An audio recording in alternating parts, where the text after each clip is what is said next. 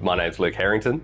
I am a physical climate scientist. I try to understand how climate change affects people today, but also into the future. And particularly one of the ways in which we think about it is how does climate change affect extreme weather events, whether that's forest fires or drought or flooding or extreme heat.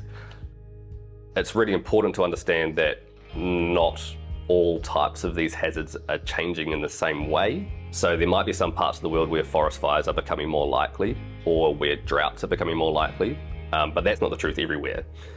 What we need to understand is where do these differences lie in terms of how rapidly these changes are taking place? What are the environments within which these changes are taking place, and how does it affect different types of ecosystems on the ground, but also societal impacts as well? In essence, we're putting a whole bunch of bad stuff into the atmosphere, specifically greenhouse gases, particularly through burning of fossil fuels. And that's changing the composition of the atmosphere, and that's having a whole sequence of flow-on effects, particularly via changes in global mean temperatures. So one of the things that we have found when we've done this is that extreme heat is the thing that's changing most rapidly in a warming world. That's true on land, it's also true in the oceans as well. Marine heat waves are becoming a lot more frequent very, very rapidly.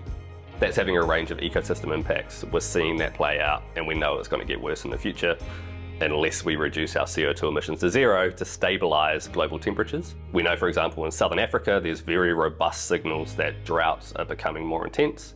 There are other places that we know that extreme rainfall events and extreme flooding events, whether in Central Europe or South America or even here in Aotearoa, for which we've analysed the models that we have and also long observational records, and we've found quite often that there's a clear signal that climate change has made these types of events both more intense and more likely.